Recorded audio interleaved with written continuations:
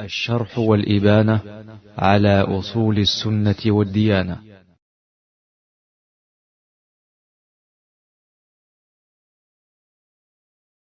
السلام عليكم ورحمة الله وبركاته. الحمد لله رب العالمين والصلاة والسلام على رسول الله وعلى آله وصحبه أجمعين. أما بعد.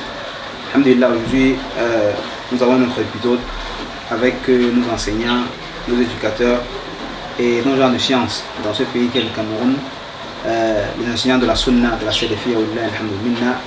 Et comme vous pouvez le constater, aujourd'hui on a notre frère, notre enseignant, notre grand frère, Cheikh Qasim Hafidahullah Ta'ala, et avec lui nous allons parler de son parcours scientifique et son expérience et les conseils qu'il a pour ceux-là qui veulent se lancer dans la chaîne de la science ou bien ceux-là qui sont déjà sur le chemin, Inch'Allah Azza wa Jal. Donc on va introduire en demandant au chef de se présenter son nom, sa tribu et son parcours dans les études mondaines. عليكم السلام ورحمة الله وبركاته. الحمد لله رب العالمين والصلاة والسلام على رسول الله وعلى آله وصحبه ومن والاه. Le nom c'est, d'abord nous sommes le 3 Muharram de l'année 1443 de l'Hégire à Yassa, Douala, Cameroun. Je me nomme Njouya Qasim. Je me nomme Njouya Qasim de la tribu Bamoun. La tribu Bamoun. Et quant à quelques parcours d'études, j'ai fait les études primaires à l'école publique de Nkouti et les études secondaires au collège de Ndjio de Fombot, là où on a l'habitude d'appeler ça derrière le stade. J'ai fait le collège là-bas. Et concernant l'environnement à la maison, votre enfance en général, avec le père, la mère, la famille, ou bien où vous avez grandi, votre tuteur par exemple, comment est-ce que ça s'est passé? Et quant à l'environnement où je grandis dans une maison qui n'était pas trop islamique, car l'enfance a été mon enfance a été un peu très très compliquée, au point que devant notre porte, il y avait l'église. Et on partait à l'église faire la messe. Ben on ne connaissait pas si on était des musulmans ou des chrétiens. Car on mémorisait la Bible avec les chrétiens. On faisait ce qu'ils appellent le messe ensemble. On chantait. On faisait toutes ces choses avec eux. Pourtant on répondait au nom de Qasim. On ne connaissait pas si on était des musulmans ou des chrétiens. Ben le monastère qui est derrière Koutaba, on faisait la messe là-bas au monastère. C'est comme ça a été l'enfance. On était dans le jahiliya pur. C'est comme ça a été l'enfance. C'est comme ça a été l'enfance dans ce domaine. On ne connaissait pas Allah Azza wa Jal, connaître l'islam, l'adorer, prier, les saints prières quotidiens, unifier Allah Azza wa Jal. Ça a été très loin de nous. On n'a pas trouvé cette éducation-là lorsqu'on était dans nos derniers petits bas âges. Mais Allah Azza wa Jal nous a facilité. Alhamdulillah. Maintenant, quand vous dites que vous n'étiez pas d'une famille trop pratiquante ou bien qui n'était pas islamique, est-ce que c'était votre faute ou bien les parents qui n'étaient pas aussi, qui étaient des ignorants ou bien comment est-ce que ça se passait? Voilà, je ne peux pas dire que c'était de ma faute car j'étais encore petit et puis l'enfant avant sa puberté on attribue passage à d'erreur. Je ne peux non plus aussi dire que les parents étaient tellement... ils faisaient ça sciemment. Je peux dire que les parents ne connaissaient pas mieux cela. Et l'environnement où je grandis, c'était l'environnement des chrétiens. On était dans un quartier où il y a seulement 3 concessions de musulmans. Toutes les restes sont des chrétiens de Koufa, des protestants. Ben, l'église était entre notre maison et l'église, c'était quelques mètres. Ça veut dire tout ce qu'on chantait, vous voyez les enfants, quand ils jouent, ils montent, ils descendent, tout ce qu'on chantait, on mémorisait, on jouait avec eux. Ben, tous nos grands amis, tous nos projets avec eux, c'était des chrétiens. Moi je vais dire que l'environnement a joué d'abord dans ça. La localité où on vivait, ça a eu l'impact sur nous. Et aussi, Les parents aussi, vous savez, les parents, ils n'ont pas beaucoup étudié l'islam pour connaître que l'enfant doit faire comme ça, l'enfant doit adorer, l'enfant doit faire ceci. Et nous disons les parents, eux n'avaient pas cette connaissance-là pour pouvoir dire aux enfants de faire ceci. Là, qui nous disons, alhamdulillah, Allah est en train d'aider nos parents et Allah les a déjà aidés beaucoup plus. Et nous prions qu'Allah continue à les aider et nous orienter avec nous sur le chemin droit que nous mourrons dans l'islam et la sunna tous. Amen. Maintenant, comment est-ce que donc vous commencez à pratiquer l'islam? Comment est-ce que cet éveil-là devient? La pratique de l'islam commence lorsque je quitte dans le Noun pour venir à Douala, où mes parents ont eu l'amour. Et ils avaient cet amour pour que j'étudie l'islam. Là où ils m'ont pris aller me remettre à un marabout. Quand je dis marabout, un muallim, un enseignant. Moi j'étais un enfant vierge d'esprit. Et c'était à Ila Hôtel. Il y a l'hôtel appelé Ila Hôtel ici, vers deux églises. Il y a une mosquée dans Ila Hôtel. On m'a remis entre les mains de ce malam pour qu'il m'enseigne le Coran, qu'on a l'habitude. J'ai commencé à apprendre le Coran al-Karim. Au point que j'ai fini la lecture du Coran al-Karim, comme les Bamous le font et comme certaines tribus le font aussi. J'ai commencé à mémoriser, et il y a souvent les fêtes de Finira que les Bamous ou certains gens, les innovateurs ont l'habitude de le faire. À la fin de la lecture du Coran al-Karim, on fait la fête, on attache la tête de l'enfant, on dit qu'il est déjà mal. On m'a fait cela. C'est là où je prends le goût déjà de l'islam, je ressens que je suis musulman, je ressens que je dois prendre ma religion. C'est là où je rencontre mes amis, mes cousins, parmi mes cousins, il y a Suleiman, qui me rendait visite à la maison. Il a commencé encore à me présenter. Il a vu comment je commençais déjà à prier, je m'attachais beaucoup à l'islam. Il a commencé donc à me présenter la sunna. Il était déjà sunnite. Il me montre que non, voici plutôt cet islam que tu dois faire. Voilà plutôt le bon chemin. C'est comme ça que tu dois comprendre. Voilà le Coran là même aussi, il faut encore y apprendre encore. Parce que le tajwid n'était pas très propre. C'est là où je comprends encore. Ça veut dire, c'est comme si je venais de m'islamiser. C'est comme si je venais de comprendre l'islam. C'est comme si je n'étais pas musulman. C'est un peu cette vie-là que je commence avec les amis et on commence à apprendre. Et commence à m'entraîner dans l'enseignement là où on m'a montré la mosquée Ahlul Hadith à cette époque-là, qui est à Bessengue, Ouraï. C'est où je commence maintenant à apprendre ce qu'on appelle le tajwid chez mon enseignant appelé Ousmane Al-Hafidh, Imam Ousmane Al-Hafidh. Il a mesuré le Coran au Soudan. C'est lui qui commence à m'enseigner le Coran al-Karim. Ainsi, les matières religieuses, on commence à étudier l'islam comme ça dans la mosquée avec certains enseignants qui étaient là-bas à cette époque-là. Ça, c'est un peu le goût. Ça, c'est un peu où je commence à goûter un peu la science et religieux. Mais cela n'était pas du tout facile. Et non. Cela n'était pas du tout facile. Et quand vous commencez à réapprendre le Coran, vous entrez dans la sunna en principe, et comment est-ce que la relation avec les parents, est-ce qu'ils ont montré une opposition à ça, ou bien est-ce qu'ils étaient d'accord? Comment ça s'est passé avec les parents? J'ai eu au courant. Lorsque mes parents constatent que j'avais fini avec le premier malhomme qui m'a appris à lire le Coran et que j'étais maintenant dans la sunna du prophète sallallahu alayhi wa sallam, mes parents n'ont pas compris, comme je vous ai dit. Ils ont vu comme si j'étais entré dans une autre religion que l'islam. C'est là où le combat commence avec les parents. Et j'étais encore mineur, très mineur à cette époque-là. À quel âge? Ça, c'est les choses de 17 ans, 18 ans, ou 19 ans, 18 ans, 19 ans, quelque chose comme ça. Moi, j'étais encore mineur, je n'atteignais pas 21 ans pour être majeur, pour dire je peux adorer ce que je veux ou qui veut comme je veux, qui est la loi de notre pays du Cameroun, quoi. J'étais mineur. C'est là où la persécution commence chez les parents. Ils disent que je suis entré, premier moment, je suis entré dans la magie. Ils ont appelé ça magie. Bon, parce qu'ils connaissaient pas, ils pouvaient appeler n'importe quel nom qu'ils voyaient. Parce que cette époque-là, on faisait la prière de nuit, le tahajjud. Et c'est à venir tout ce de commencer. Les gens n'ont pas compris ce prière que les gens priaient toute la nuit jusqu'au matin. C'était dans les yeux de certains comme c'est la magie. On m'a attribué cela. Au point que mes parents ont mis main sur moi, on m'a mis au commissariat 4e, j'ai été fermé là-bas à cause de la sunna de la religion, pas à cause que j'étais délinquant ou j'étais un enfant désobéissant, abadan. J'ai vu le commissariat, ma première fois de voir le commissariat dans ma vie, et c'était pour l'islam, c'était pour la sunna, pas pour autre chose. Et je n'accuse pas trop mes parents dans ça, je sais que ils ne savaient pas cela, et ils avaient seulement l'amour pour que son enfant reste sur le droit chemin. Et lorsque je sors du commissariat 4e, on me prend encore pour une deuxième fois pour le commissariat 4e toujours. C'était en 2 reprises. Et on me prend encore une troisième fois pour la gendarmerie Mbopi. La gendarmerie Mbopi, oui, on me prend encore.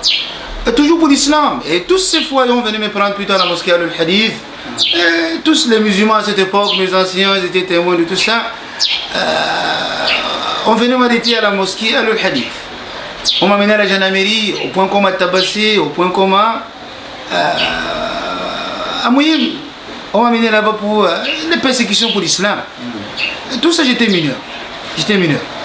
Et on m'a mené à la gendarmerie en 2 reprises. Et alhamdoulilah, j'ai la facilité. Cela est passé, j'étais libéré comme ça. Et c'est comme ça, cela a été dans la cause des citations maintenant pour sortir le pays pour aller étudier à l'extérieur. C'est lorsque je subis ces menaces-là et que je faisais toujours mes efforts pour apprendre à la mosquée Al-Hadith. Et je voyais que c'était difficile avec la famille qui n'avait pas compris et que je dis toujours, j'aime beaucoup ma famille, alhamdoulilah, facilité sont en train de comprendre, ils sont sur le chemin, je suis heureux de ça. Je sais qu'ils ne comprenaient pas. Elle a dit,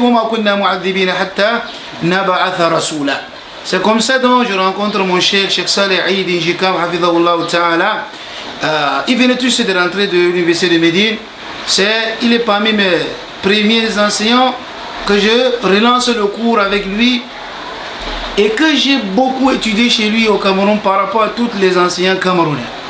Il n'y a pas un enseignant camerounais que j'ai étudié beaucoup chez lui au Cameroun comme Cheikh Saleh Aïdi, hafidhahullah ta'ala. Je mémorisais le Coran avec lui, je lui faisais les tasmi'at. J'ai mémorisé les hadiths avec lui, j'ai fait les tasmi'at. J'ai appris le fiqh avec lui. J'ai appris le usul mustalah hadith avec lui. J'ai appris le usul le fiqh avec lui. J'ai appris la langue arabe avec lui, la Jurumiyya, les autres livres. J'ai appris le durus al-lugha al-arabiyya li ghayri natiqina biha avec lui. On a appris le kutub al-aqida beaucoup, des livres d'aqida avec Cheikh Saleh Aïdi hafidhahullah ta'ala. Il a eu beaucoup d'impact dans ma vie et de la science, plus particulièrement ici au Cameroun. Et c'est lui qui me donne le conseil de sortir le Cameroun pour aller continuer à étudier à l'extérieur. Et subhanallah, à cette époque, j'étais déjà marié. Je sors comme ça le Cameroun pour aller étudier. J'avais laissé une femme et un enfant. Et dès lors que j'arrive au Tchad, qui était le pays voisin où je suis allé étudier, on a couché le deuxième enfant et c'est comme ça le parcours a été. Donc vous choisissez donc d'aller étudier au Tchad. Bon, le choix au départ n'était pas pour aller au Tchad, le choix c'était pour aller au Soudan. Et je me suis forcé dans le... j'ai fait tous mes efforts pour aller au Tchad, au Soudan, c'était énorme, il n'y avait pas les moyens, les possibilités pour y accéder. Cheikh Saleh a dit, voilà le Tchad, il a été déjà là-bas, il m'a donné des conseils pour le Tchad parce qu'il a été déjà avant moi. C'est comme ça, je prends le chemin du Tchad, sinon l'intention n'était pas pour le Tchad, mais c'était le Tchad qu'Allah avait prédestiné pour moi. Et je vois que cela était très très meilleur pour moi. Alhamdulillah, car c'est au Tchad que j'ai fait le plus long parcours, mes longs parcours d'études. Oui, Cheikh, comment se passent les premières semaines quand vous arrivez au Tchad? Quand j'arrive au Tchad, l'intention ferme était d'abord de mémoriser le Coran, de finir la mémorisation du Coran al-Karim. Car lorsque j'ai quitté le Cameroun pour le Tchad, j'avais déjà une très grande partie du Coran al-Karim mémorisé. C'était pour finir cela. Là que j'ai commencé d'abord par la langue arabe, au point où je me suis inscrit à un centre là-bas appelé Markaz Cisco pour l'apprentissage de la langue arabe aux noms arabes.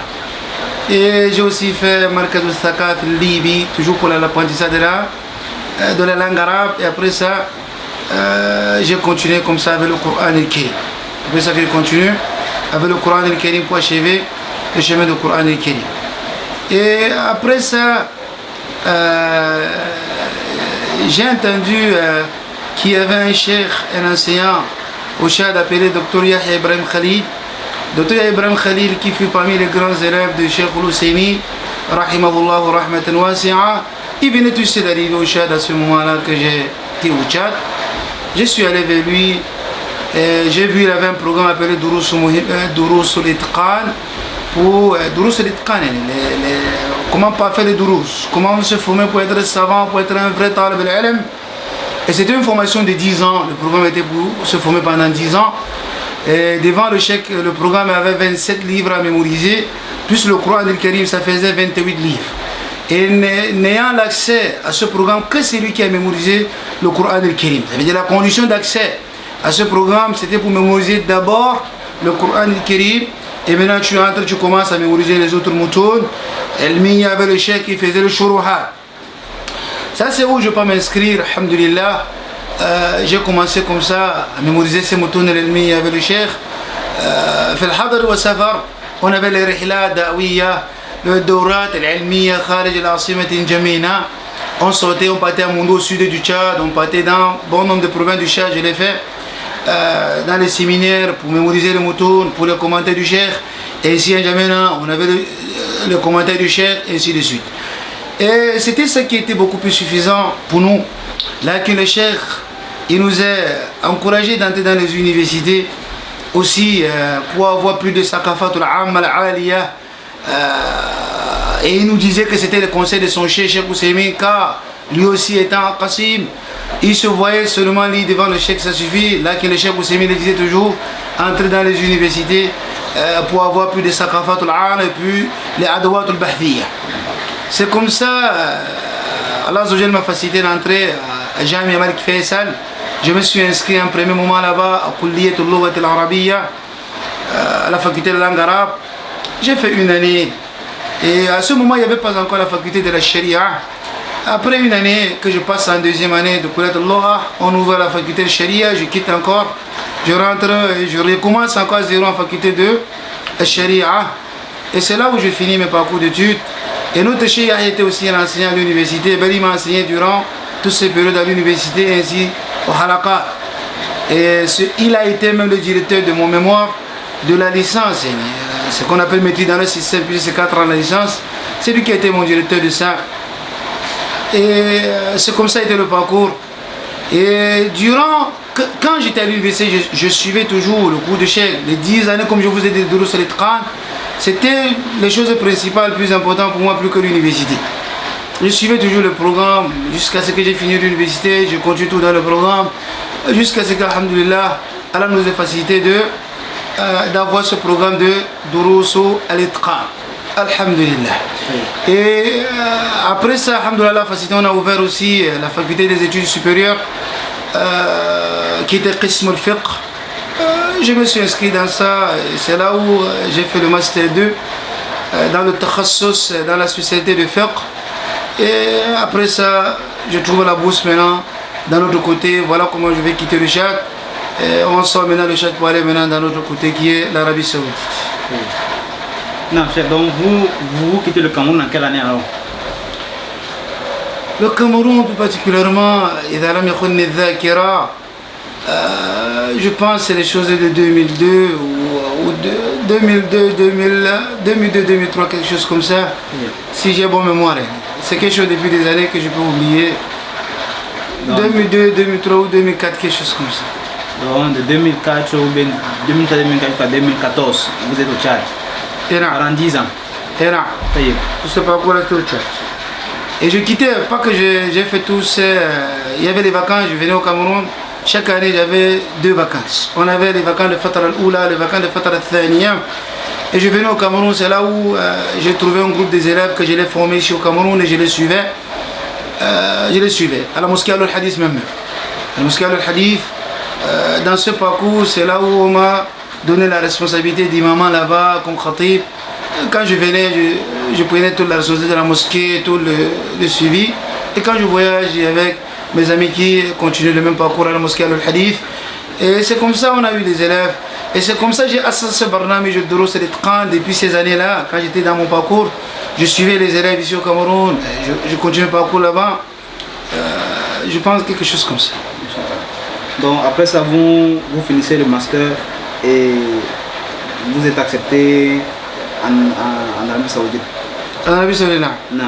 Et comment ça se passe alors Avant d'aller d'abord en Arabie Saoudite, quand on tourne la page pour l'Arabie Saoudite, j'aimerais beaucoup parler aussi, quelques mots aussi pour le Tchad. Le Tchad, c'est un pays que j'ai beaucoup aimé dans ma vie et que j'ai vécu vraiment l'islam pratique beaucoup plus au Tchad et que j'ai vu vraiment la fatalité de l'islam le vrai imam de l'islam. J'ai vu beaucoup de choses pour l'islam, beaucoup de choses m'ont épaté beaucoup plus au Tchad. Ça m'a beaucoup touché, ce pays appelé le Tchad, que ce soit parmi les enseignants qui nous ont enseigné dans les halaqat ou ceux qui nous ont enseigné à l'université. J'ai vu un nœud de sciences immenses. Parmi les enseignants qu'on a profité chez eux dans les halaqat, qui étaient Mohamed Jibril et Amin, qui étaient parmi les grands anciens de la sunna, de la salafiyya, à la mosquée à Bidhar. J'ai profité beaucoup de ces durous dans les halaqat al-ilmiyya. Et aussi parmi les anciens qu'on a profité d'eux, il y a le Dr Issa Jidé, Hafidhahullah Ta'ala, qui était jeune, mais si calé aussi dans la science. Alhamdulillah, on a profité de lui dans les halaqat al-ilmiyya, parmi lesquels il y a le Dr Youssouf Mohamed Ahmed, il y a le Dr Mohamed Ahmed Ismail, Cheikh Mohamed Ahmed Ismail, il y a le Dr Sherif Ali, et il y a le Dr Moussa Choukefat. Tous ces grands enseignants, que bon nombre sont les ressortissants de l'Université de Médine, qu'on a profité d'eux. J'ai ressenti beaucoup plus en eux la science et l'amour de ces sciences. Avant de tourner la page pour aller en Arabie Saoudite, commencer les études à Makkah Mukarrama. Avant d'arriver là-bas, je voulais poser la question, quelles sont les difficultés que vous rencontrez au Tchad? Bien que vous aimez le Tchad et vous avez passé 10 ans là-bas, quel était l'environnement dans lequel vous avez étudié, les difficultés que vous rencontrez, et est-ce que l'environnement était propice ou bien il y avait eu des difficultés et un peu de... Parmi les difficultés que je rencontre au Tchad, d'abord j'ai rencontré beaucoup de biens. Il y a beaucoup de biens que j'ai eu là-bas. Les difficultés pour parler de ça, d'abord parmi les choses qui m'ont beaucoup touché, c'était la chaleur. Car ce climat-là n'a jamais marché avec moi lorsque je quitte le Cameroun où il pleut tous les jours, ou régulièrement. J'entre dans un pays et je suis entré au Tchad au moment qui faisait énormément chaud. Ça, c'est des choses qui m'ont touché beaucoup et je me rappelle, je me réveillais, c'était une nuit, je pleurais, je coulais les larmes par l'excès de chaleur. Je me rappelle. Et aussi le froid aussi. Toutes les saisons au Tchad étaient à l'excès. Même le froid aussi, c'était intense. C'était pas facile de supporter. Là, lorsque quelqu'un connaît ce qu'il cherche, il pourra supporter tout ce qu'il pourra rencontrer sur le chemin comme difficulté. Et parmi les choses aussi que je rencontre au premier moment, il y avait la famine. C'était pas du tout facile pour trouver de quoi manger. Au point qu'on était, parfois on mangeait une nourriture par jour. On mangeait un repas par jour, à 14 on mange, khalas. Le matin on mange quelques dades, on boit de l'eau. Et à midi, on trouve quelques repas, quelques riz sautés comme ça, on mange, on dose le piment dans ça pour que ça chauffe beaucoup la bouche. Et on boit beaucoup de l'eau, on remplit le ventre. Tout ça pour mémoriser le Coran, mémoriser le moutons et apprendre la religion. Et ça, ce n'était pas facile. Ça, c'était, surtout la nourriture, ce n'était pas facile. Le premier moment était tellement difficile. Mais Allah Azza wa Jal, comme Cheikh Lussim Rahimahullah dans son livre Kitab al-Talib al-Ilm, il a mentionné que parmi les annonces que le Talib al-Ilm doit s'attacher à ça, c'est le sabr wal muthabara. Il faut que le Talib patiente. Ça, c'est quelques difficultés que je peux mentionner. S'il y en a beaucoup. Il y en a beaucoup, mais c'est quelques ici. Allah. Maintenant, l'épisode, quand vous allez en Arabie Saoudite. L'épisode, Allah Azza wa Jal, il donne l'ouverture pour l'Arabie Saoudite, au point que j'ai étudié là-bas à Makkah, Makkah Mukarrama, dans Jamiatul Aliyah, parmi les endroits où j'ai étudié là-bas, à Makkah, et qui m'a beaucoup marqué, beaucoup marqué, Académie l'Imam Dawa, qui est devenu aujourd'hui Jamiatul Alamiya, que le mouchirif, le muassis dans ce jamia, c'est Imam wa Khatib Haramain Sharifain, Imam Soudès, Abdurrahman Soudès, qui est le muassis de ce Jamiatul Alamiya, et que Cheikh Al-Allam Abdelaziz Ali Cheikh Al-Mufti, Mamlakat Al-Arabiyyah Al-Saoudiya, il est le mouchirif al-am de ce jamia. Cela a été le maqar où j'ai étudié dans d'autres aussi Marakiz et aussi à Haram, les Durous à Haram al-Makki, parmi lesquels les mashayikh qui m'ont beaucoup touché. Dans les Durous à Haram al-Makki, il y a Allamatul Kibir, rahimahullah ta'ala, Mohamed Adam Ethiopie, qui était parmi les kibar muhaddithin. On a étudié chez lui, alhamdulillah, on a aussi étudié chez Abdurrahman, Al-Ajlan, Al-Allama, aussi les rahimahullah, et d'autres enseignants qui nous ont beaucoup touchés au Haram Makki, et aussi les Dourat, l'Ilmiya, qui se passaient venant de Tullah de Cheikh Ousaymin, comme le Cheikh Mohamed Sami Souqir, Oustad Docteur, qui est sur le kursi du Cheikh Ousaymin rahimahullah, et qui est l'imam de la mosquée du Cheikh Ousaymin rahimahullah, et qui est aujourd'hui dans Hiya Kibar al-Ulama de Mamlakat al-Arabiyyah al-Saoudiyya. Et après ça, Allah facilite aussi le tahwil, quitte maintenant d'une province à une autre province de Makkah maintenant pour Qasim, où je continue les études à l'heure actuelle, qui est le Far' Jami'atu al-Imam, appelé Jami'at al-Qasim, où je continue les études. Moi je pense que c'est tout pour où je continue mes études supérieures, c'est tout pour l'Arabie Saoudite. Et alhamdulillah, nous prions qu'Allah nous soutient, qu'on finisse ce parcours académique. Tout ça, moi, ça me dépasse comment parler de moi-même. Ça me dépasse beaucoup. Là, que si ce n'était pas l'obligation des frères qui aimeraient nous poser ces questions qu'on répond, vraiment, je ne vais pas répondre à ça, mais quelqu'un ne parle pas de lui-même. Là, parce que les frères nous demandent de dire Wahakida. Et le parcours, Inch'Allah, j'ai deux risales devant moi pour finir dans le Marahil, l'académie, comme on dit. J'ai un risale dans le doctorat, Inch'Allah, que je vais finir dans le Qism al-Fiqh. Et j'ai un risale dans le Aqida pour le magistère que je vais finir, Inch'Allah. Devant moi, il y a deux risales pour finir ce parcours académique. Et ce qui est important, mes chers amis, ou ceux qui nous écoutent, c'est le ta'sil, ilmi shari'i, le hadab dans ça, sortir l'ignorance dans toi et sortir l'ignorance chez l'autrui, et propager ces sciences propres, c'est ça, da'wat al-salafiyya mubaraka propre, c'est ça qui est très capital et très important, même si on n'a pas fait ce parcours académique, je voulais revenir sur le retour au pays. Lorsque vous revenez en vacances, comment trouvez-vous l'environnement que vous avez laissé et quelles sont les difficultés que vous rencontrez sur le terrain? Le retour en vacances, au premier moment, je n'ai pas trouvé ça des difficultés parce que c'était Fibilet Talab. C'était au début de la quête de la science. On avait beaucoup d'enthousiasme, beaucoup d'engouement.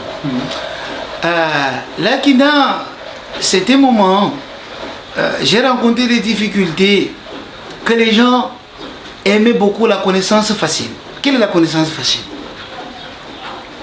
Et ça, c'est le constat que je l'ai fait depuis ce moment, et c'est le même constat jusqu'à aujourd'hui. La connaissance facile que j'ai rencontrée chez bon nombre de mes amis, les jeunes, c'est qu'ils veulent trop qu'on les commente les choses. On prend les livres, on commence à faire les commentaires devant, eux ils ne mémorisent pas. À chaque fois qu'on vient avec le sujet de mémorisation, s'il y a 100 élèves, peut-être il y aura 20 ou 30 qui vont adhérer à ça, qui seront pour ça. Là, qui 70 l'autre, pas c'est difficile, ça prend le temps. Ça, c'est parmi les choses qui... Et quand je vois ça, les gens n'ont pas cet amour, ou la base n'a pas été bonne, pour qu'ils comprennent que la base de la science, tous nos savants comparés d'aujourd'hui, que ce soit ceux qui sont morts ou ceux qui sont vivants, lorsqu'on commence leur biographie, on mentionne toujours qu'ils ont mémorisé le Coran à l'âge de 10 ans. Il a mémorisé le Coran avant sa puberté. Il a mémorisé tes choses. Tout ça, on mentionne dans la biographie de nos savants. Ce n'est pas pour rien, mes chers amis. C'est pour qu'on tire ça des profits. C'est pour qu'on comprenne que c'est ça, le chemin. Tariq al-sahih al-tahsil al-ilmi shar'i. Ça, c'est les choses un peu difficiles que je rencontre avec les gens. Parmi les choses aussi que je rencontre avec les gens, les difficultés beaucoup avec certains tawaïf. Nous n'allons pas appeler ça aussi trop comme difficulté. Nous allons dire ça c'est parmi les mu'awwiqat que tout da'iya, que tout prédicateur doit rencontrer. Et c'est ça qui fait sa force dans ce da'wat al-salafiyya mubaraka li-ibrazi hadha al-haqq. Et ça c'est quelque chose que je rencontre dans mes parcours, mes vacances au pays. Ça c'est ce que je rencontre dans les vacances, ou les 4 mois, les 3 mois que je passe souvent au pays pour mes activités religieuses, mes dourat, l'ilmiya, mes durous, al-halab,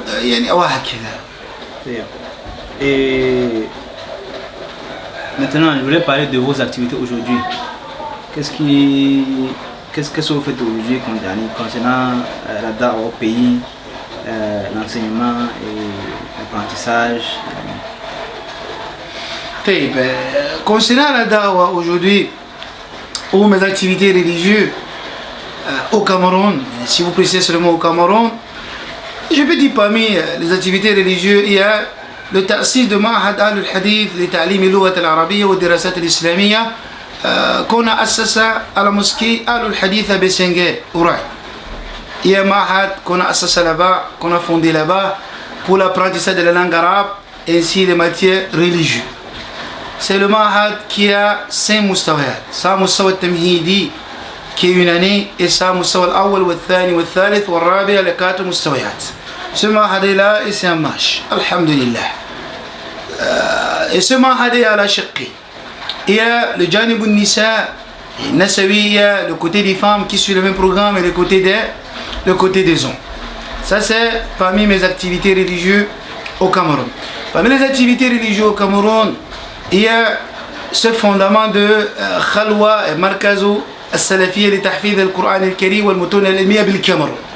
Ça, c'est aussi parmi les grandes activités religieuses. Ce Khalwa, qui est particulièrement à Douala, qui est l'internat, que je pense que c'est le seul premier internat pour la mission du Coran al-Karim à Douala, je pense comme ça. Allahu alam s'il y a l'autre, là qui je pense comme ça. Ça c'est parmi aussi les activités religieuses. Et aussi nos conférences et nos séminaires qu'on a l'habitude de faire, et nos ayyam al-ilmiya, yom al-ilmi, et nos durus da'ima dans al-masajid ou le shuhur. Et nos aussi safariyat, nos voyages dans d'autres villes du Cameroun, comme l'Ouest, comme Yaoundé et d'autres, pour la da'wati ilallahi azza wa jal. Et aussi, parmi aussi les activités religieuses, aussi dans le Wasail et Tadabur al-Ijtima'i et dans le WhatsApp, j'ai des groupes WhatsApp d'enseignement, non le groupe de Waz, parce qu'il faut que les gens marquent la différence entre le groupe de WhatsApp. Il y a les groupes qui sont là pour le Waz. Le groupe que j'ai, c'est le groupe d'enseignement, mes chers amis. Il y a ce qui est spécifique pour les femmes, il y a ce qui est spécifique pour les hommes. Et il y a ce qui est spécifique pour les hommes qui étudient uniquement en arabe. Il y a ce qui est spécifique pour les hommes que je les enseigne uniquement en français. Et ce groupe, je les commente les mêmes 27 livres qui ont été mentionnés dans le programme. C'est-à-dire le même barnami de Durus al-Itqan. C'est ça que je fais les commentaires de ces livres. Et le tariqa dans ça, on prend un livre. Les gens mémorisent dans le groupe. Et je fais le commentaire de ça. Et à la fin de chaque livre, ou parfois au milieu du livre, on fait l'évaluation. On compose à travers le groupe. Celui qui passe, il traverse le livre, on a un niveau. Quand tu finis le niveau 1, on te donne l'attestation du niveau 1. Après avoir testé l'élève, on est sûr qu'il a mémorisé, il a réussi. Ça veut dire qu'on mémorise tout le livre et ici le commentaire. Voici aussi parmi les activités religieuses dans le WhatsApp. Non. Et le groupe de mémorisation aussi de Coran al-Karim aussi qu'on a aussi dans le WhatsApp. Pour les femmes ou pour les hommes qui mémorisent le Coran al-Karim. Et on en a déjà nos élèves qui ont mémorisé comme ça à travers ce groupe de WhatsApp. Alhamdulillah. Vous voulez maintenant parler un peu plus spécifiquement de la Khalwa, de l'internat de Yassa. Est-ce que vous pouvez un peu parler de pourquoi est-ce que vous avez fondé l'endroit ou bien l'internat et de la raison pour laquelle et du but que vous avez avec cet internat. Cet internat a été fondé par rapport, d'abord la première réponse à la question qui m'a été posée, les difficultés que je rencontre dans le pays lorsque je viens dans les vacances. Parmi les difficultés que je rencontre, comme je vous ai dit, que mémoriser était difficile pour les élèves. Et quelques élèves que je rencontrais qui pouvaient suivre le programme avec moi, parce que le programme avec moi c'est mémoriser et le commentaire. Quelques élèves que j'ai rencontrés, eux ils avaient deuxième difficulté. C'était quoi? Eux, si ils restent seulement pour mémoriser avec moi, ils ne devaient pas trouver de quoi manger. Ben, certains n'avaient pas où rester. Certains vivaient chez leurs parents. Ils auront le travail, ils auront ceci, ils auront cela. Ils ne pourront pas rester seulement pour suivre ce programme avec moi pour devenir quelqu'un demain. Et pour devenir un talib al-ilm haqqan demain ou un moussou'i. Fi shatt al-funun al-ilmiya. Ça vient dans ma tête, il dit pourquoi on ne peut pas faire comme les Arabes le font? Pourquoi on ne peut pas faire l'internat? Pourquoi pas fonder l'internat qui va faire ce qu'on trouve 10 élèves, 20 élèves, 50 élèves, ils restent là-bas internés et on les donne à manger et on nourrit leur cœur et leurs âmes. On les nourrit leur cœur et leurs âmes. Il restera seulement pour ces durous al-ilmiya. Pour me laisser Moutoun, voilà donc une solution, ou parmi les causes qui me poussent à réfléchir, à faire cet internat pour la mémorisation du Coran et le Moutoun al-ilmiya. Ça c'est parmi les causes. Et que je savais qu'Inch'Allah, si l'élève reste là, seulement pour ça, il va mémoriser, il va suivre le programme, car il n'aura plus de difficultés, beaucoup plus avec la famille. Ça, c'est parmi les causes qui poussent à ce qu'on fonde ce khalwa.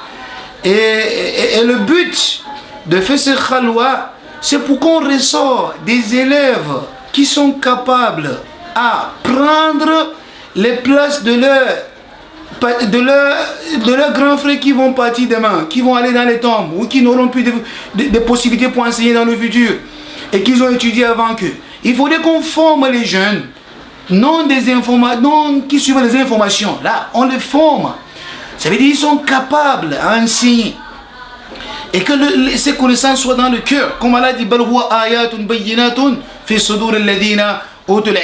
a dit le Coran, c'est ceci qui est dans le cœur de ceux qui ont la science. Ça veut dire la place du Coran, c'est dans le cœur. J'ai dit qu'il faut donc qu'on fait des enfants qui vont suivre ces connaissances-là et entrer par la porte et qui seront capables demain de prendre n'importe quelle place pour parler de l'islam. Car celui qui sort dans ce programme de 6 ans et qui a mémorisé ses 28 livres, il est monsou'i. Monsou'i veut dire dans toutes les matières religieuses, il a un livre mémorisé avec les commentaires. Ben ou 2 ou 3 ou 5 livres dans chaque matière, chaque fanul ilmiya. Ça veut dire qu'ils vont prendre le relais demain, Inch'Allah, pour le relève demain pour la da'wa Allah Azzawajal, et ils seront capables, et ils seront à la hauteur de ça. Voici tous nos soucis, et nous prions que ce soit le souci de tout le monde, et que ceux qui font la même chose de n'importe où ils sont, qu'Allah met la baraka dans ça, et qu'Allah fasse ce qu'on réussit dans ce bas monde, et dans l'au-delà, et qu'Allah nous accorde le Jannat al-Firdausi. Allah.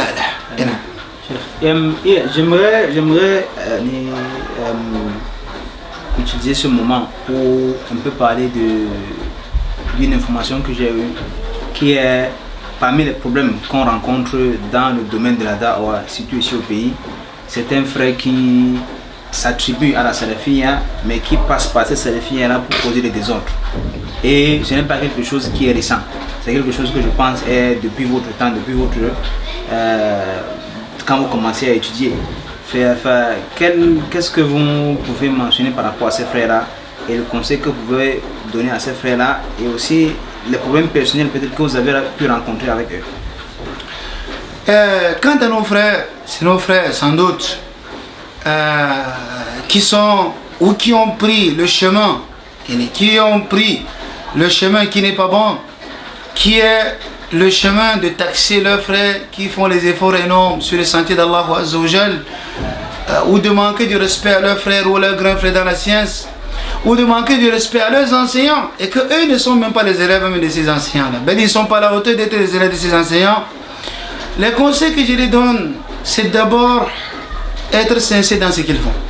Ils doivent être sincères d'abord. Est-ce que ce qu'ils font là, ils veulent Allah dans ça, ou c'est une façon seulement d'être mashhour, d'être répandu, qu'on te connaît, que tu as parlé de tel grand, ça veut dire que tu seras grand comme lui, on va te connaître. J'ai dit que si c'est dans sa tête, Wallah, qu'il est loin, qu'il sache qu'il est en train de perdre sa vie comme ça.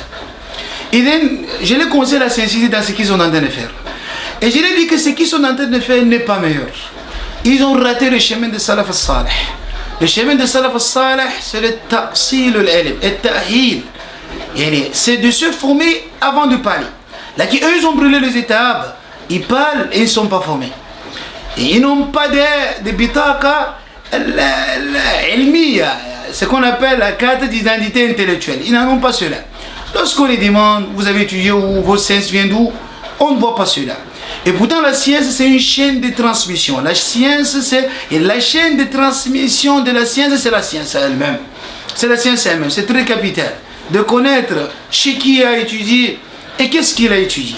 C'est important de connaître cela.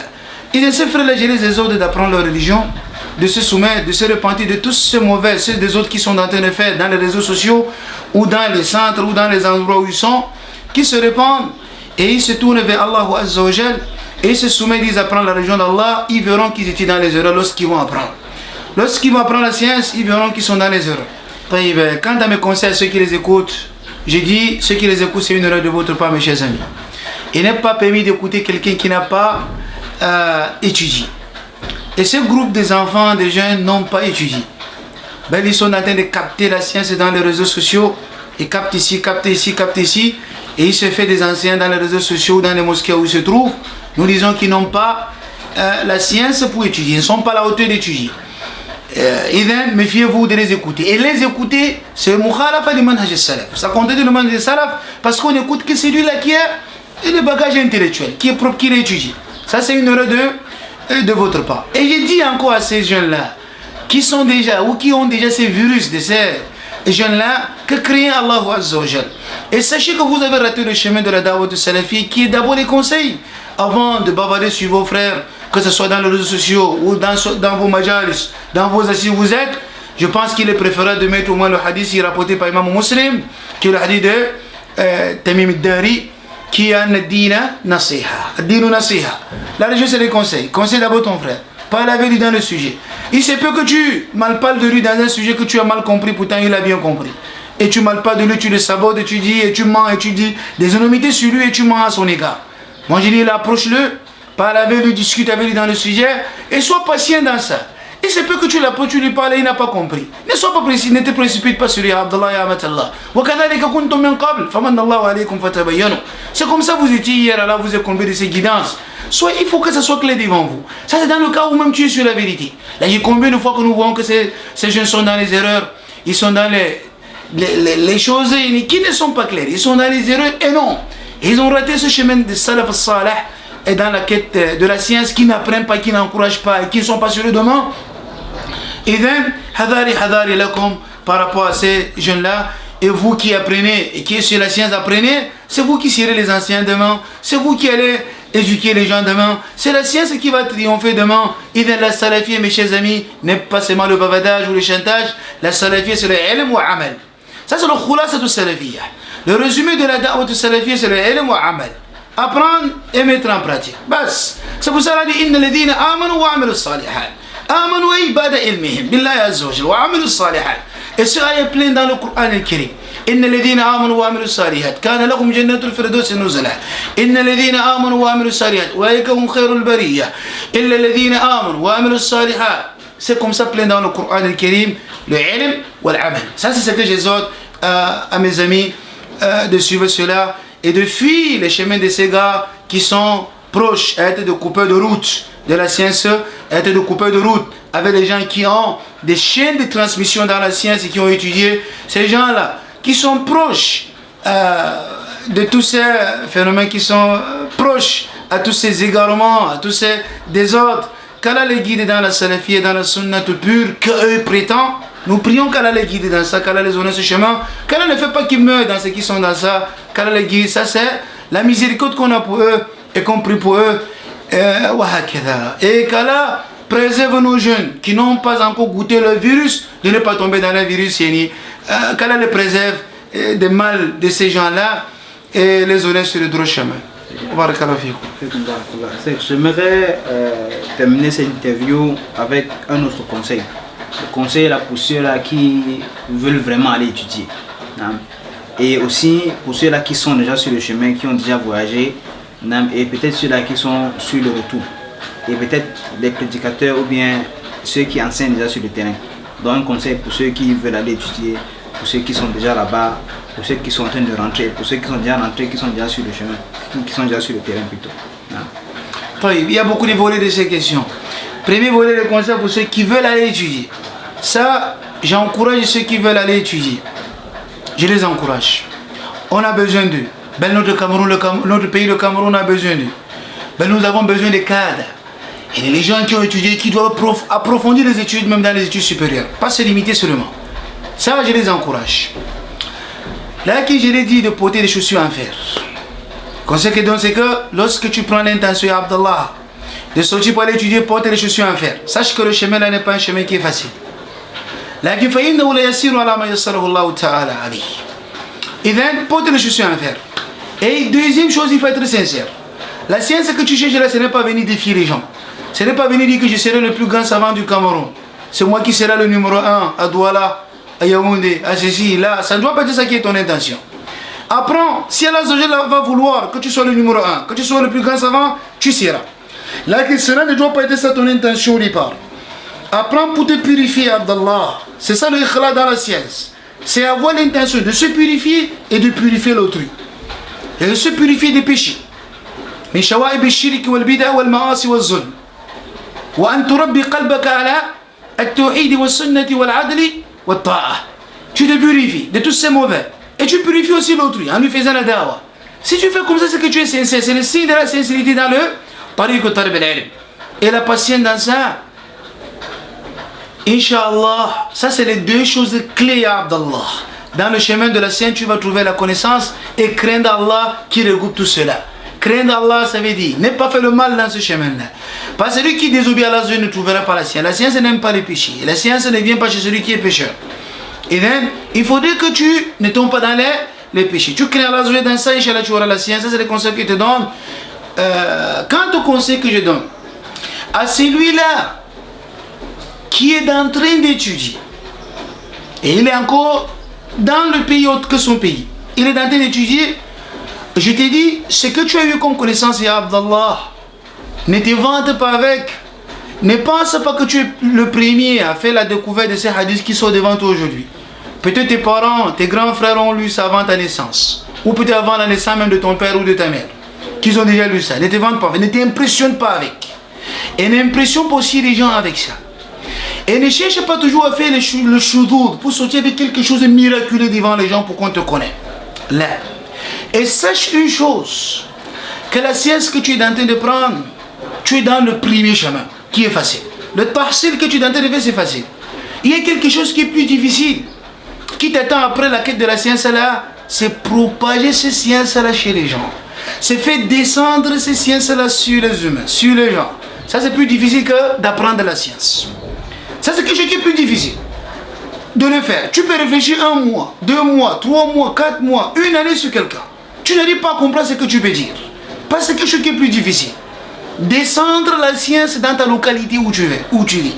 Descendre une sentence sur quelqu'un, sur un individu, ou sur un acte posé, ou sur telle chose comme ça. Que tu dois descendre la sentence dans ça et que c'est toi qui dis. Pas que tu dis de toi-même, tu n'es pas mujtahid. Par rapport à l'analogie, ou par rapport aux visions des savants dans ça, ou par rapport au dalil al-wadihat. Ça c'est la chose la plus difficile, Abdallah, ou ya Amatallah. Ça c'est, ne sois pas impressionné, ne sois pas pressé dans ça. Va doucement, posément, ne te précipite pas. Ne te précipite pas vite pour la dawa. Apprends beaucoup plus que tu enseignes. Ne te donne pas trop dans les réseaux sociaux où tu as des centaines de groupes pour enseigner, que tu es encore dans le tariq ou tahsil. Fais moins de groupes et beaucoup de temps pour emmagasiner, pour apprendre, et moins de temps pour enseigner pour toi qui es encore sur ce chemin-là. Et quant à mon ami qui est déjà rentré, qui est en train déjà d'enseigner, les conseils qu'il te donne à Abdallah, c'est toujours que tu es en train de vivre les moments difficiles de ta vie. Les moments difficiles de ta vie, c'est quoi? Tu as appris, tu as mémorisé. Tu étais seul. Tu as compris le commentaire de ça devant ton enseignant. On t'a fait le commentaire, tu as compris. Tu as lu, tu as compris dans les livres. Tu as mémorisé ça. Te voilà qui rentre maintenant 3e état, tu veux maintenant faire la dawa. Propager ça aux gens. Dis aux gens, ça c'est les choses les plus difficiles maintenant. Ça c'est les choses les plus difficiles pour toi. Il méfie-toi aussi, ne te précipite pas. Lorsqu'il y a le waqa'a, surtout lorsqu'il y a le sujet qui concerne l'humanité, ou le sujet qui concerne le peuple, ou un sujet qui concerne une région, ou un sujet qui concerne la majorité des gens, ne t'aventure pas dedans vite, ya Abdallah. Tadahadda. Demande conseil à tes frères, prédicateurs, qui sont sur le terrain, bien sûr, salafiens, qui sont sur le droit chemin. Demande les conseils, les choses comme ça, que dites-vous dans ça? Reste avec eux, dialogue avec eux dans le sujet. Ne te précipite pas pour épater les gens. Là, le point n'est pas d'épater les gens. Notre but, c'est que les gens comprennent la religion d'Allah et ils mettent dans l'islam et la sunna, même si ce n'est pas moi ou pas toi ou pas lui. Le but n'est pas que ce soit pas Qasim ou pas Ibrahim ou pas Abdallah ou Abdurrahman. Le but, c'est que les gens comprennent la salafiyya et la sunna dans ce bon chemin. Et ça, c'est le conseil qu'il te donne, mon cher ami, et de craindre Allah Azza wa Jal, de ne pas te fier dans ce qui est dans les poches des gens, de te fier à Allah Azza wa Jal, t'intéresser à Allah et demander à Allah Azza wa Jal وهكذا وفقك الله إلى كل خير. Barakallah fi, jazakumullah khair pour ces conseils et pour avoir donné votre expérience et votre vécu. Et on demande à Allah Azza wa Jal de vous accorder premièrement la sincérité dans vos actions, ce que vous avez fait, ce que vous faites, ce que vous allez faire aussi. Et on demande à Allah Azza wa Jal de mettre la baraka dans vos initiatives et dans le markaz Tahfidh al-Qur'an ici à Yassa. Et qu'Allah Azza wa Jal fasse de vous un étendard de la da'wah ici dans ce pays. إن شاء الله عز وجل والحمد لله رب العالمين. سبحانك اللهم وبحمدك أشهد أن لا إله إلا أنت أستغفرك وأتوب إليك وآخر دعوانا أن الحمد لله رب العالمين والسلام عليكم ورحمة الله وبركاته. الشرح والإبانة على أصول السنة والديانة.